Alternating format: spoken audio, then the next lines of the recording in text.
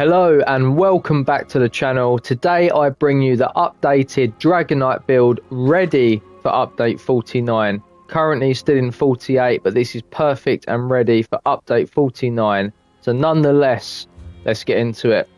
For the front bar sets, we are using, of course, mechanical acuity, axes, both Nern-honed. Now this is one of the best sets in PvP. You're going to get 100% crit chance for 5 seconds. Essentially at max stats, and what this allows you to do is absolutely burst people down like no other. So get yourself on this. We're using axes for the crit damage and both Nern-honed because we're mainly playing in corrosive, so this is just going to really help to put out the most damage possible. Back bar, we are using wretched vitality at the moment, and I say at the moment because we're going to be changing this to rally cry at next update for that extra crit resistance and that extra damage. However, the sustain on the DK at the minute is terrible and you kind of need to use wretched. We've got a defending sword with a weapon damage enchant here for some more healing, and then we've got the reinforced shield. This could be impen, but reinforced is also fine.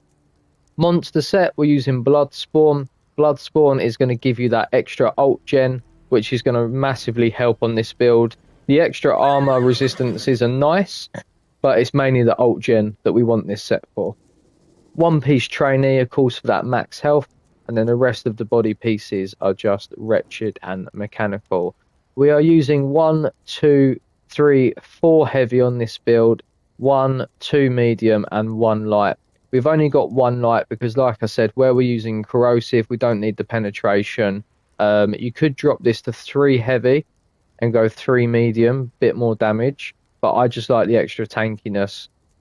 Saying that, with Bloodspawn you probably could do that actually, because obviously you get the extra resistances. So yeah, I probably would mid-max this by dropping it down to 3 medium, 3 heavy, 1 light.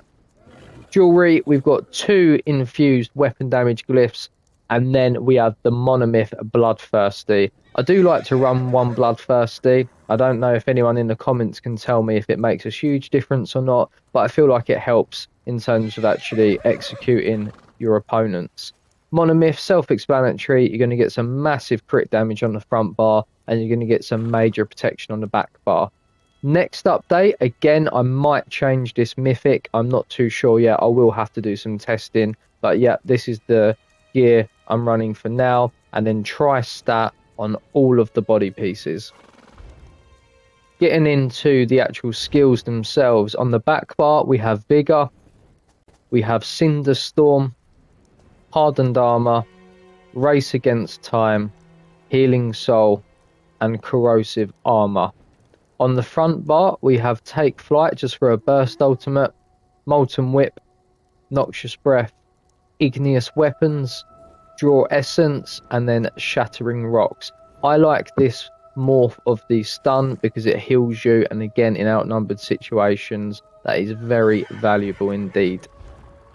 For the champion points, for the blue tree we are running Fighting Finesse, Master at Arms, Resilience because we don't have the Rally Cry on.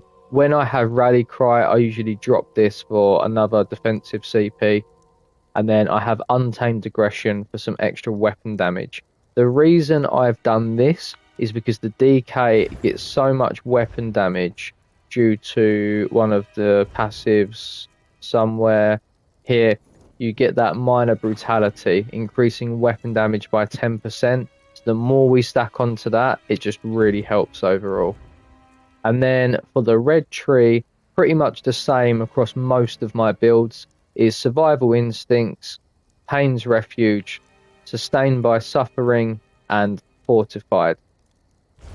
In terms of any additional stats, I've got 32 points into Magicka, 32 into health. The reason I've done this is because, again, at the moment, the DragonKnight sustain is very poor. So I like to have that extra bit of max Magicka just to help with those expensive abilities. However, next update, I probably will be putting all of these points into health, or maybe health and stamina, because we have more sustain with the changes coming to the DragonKnight. I am running the Shadow for that extra crit damage, and my race is a Dark Elf. If you don't know already, the Dark Elf, in my opinion, is probably the best race in the game. Khajiit is a little bit more damage, but you get reduced damage taken from lava by 50%.